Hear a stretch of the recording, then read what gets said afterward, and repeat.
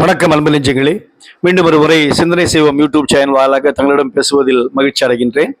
Video அடிக்கடி பாருங்க, நண்பர்களுக்கும் ஷேர் பண்ணுங்க, சப்ஸ்கிரைப் பண்ணுங்க.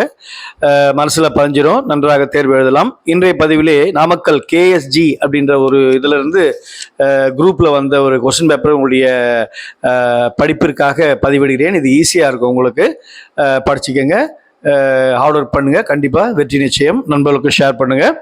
இதுவரை நீங்கள் கொடுத்த ஆதரவுக்கு நன்றி. 12th ஸ்டாண்டர்டுக்கு first synonyms: persuaded, convinced, stimulation, excitement, resemblance. அதை ஹைலைட் பண்ணல, ரிசம்பிளன்ஸ், சிமிலாரிட்டி. ரிசம்பிளன்ஸ்னா சிமிலாரிட்டி. அடுத்தது ஆண்டனிம்: சஃபிஷியன்ட், இன்ஆடிக்குவேட், போதும், போதுமானதா இல்லை. வெக்ஸேஷன், அதுக்கு மீனிங் தான் அனாயன்ஸ், ஆப்போசிட் மீனிங் காம்னஸ். வெக்ஸேஷனுக்கு காம்னஸ். அடுத்தது mysterious.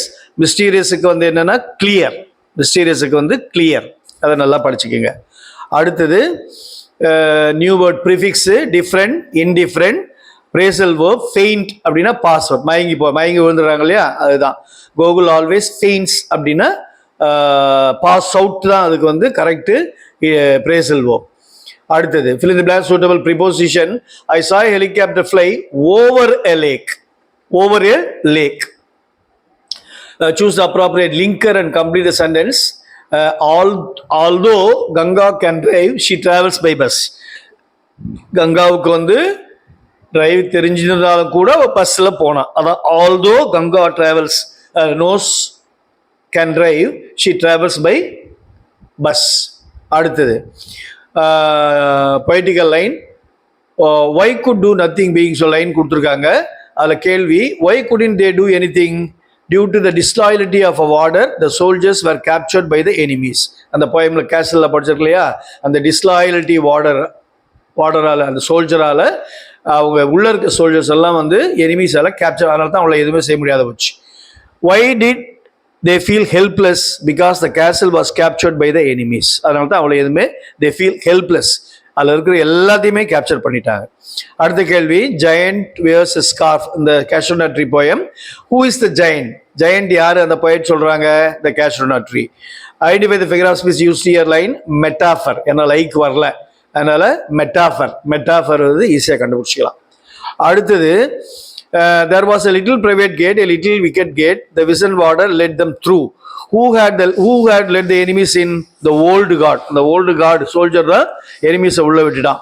Why does wicket gate mean? What does wicket gate mean? A small gate. அதுதான் wicket gate ன்னு சொல்றாங்க. அடுத்தது அந்த லைன் நல்லா படிச்சுக்கோங்க. whom does I refer அப்படின்னா the poet Torudet. இந்த poet எழுதுனாங்க இல்லையா, Torudet, அவங்க தான் சொல்றாங்க.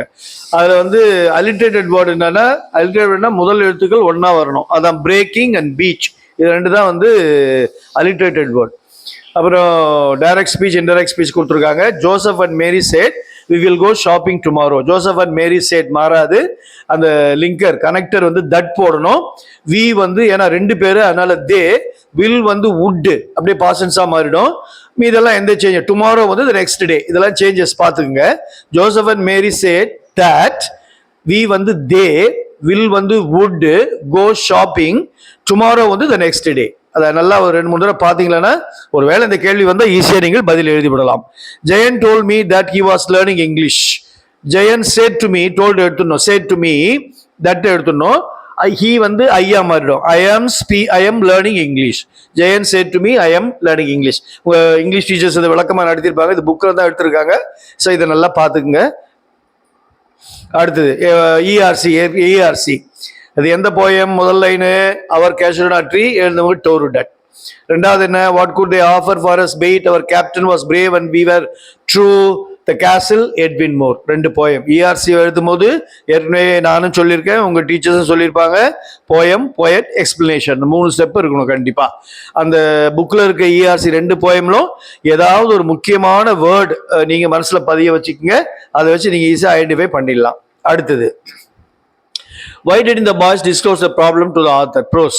The boys did not want to get sympathy from the author. அந்த பாய்ஸ் வந்து ஆத்தருடைய சிம்பத்தி, இரக்கத்தை பெற விரும்பலை. அதனால அவங்க ப்ராப்ளத்தை ஆத்தர் கிட்ட சொல்லவே இல்லை. Does the author like drinking tea with sugar? சுகரோட டீ குடிக்க ஆத்தர் லைக் பண்றாரா? இல்ல. ஏன்னா tea loses is flavour when sugar is added. Tea அது டீ லாசஸ், அந்த ஃப்ளேவரே வந்து சுகர் ஆட் பண்ணால் போயிடும். அதனால் அவருக்கு வந்து சுகர் ஆட் பண்ணி கொடுக்குறதுல விருப்பம் இல்லை.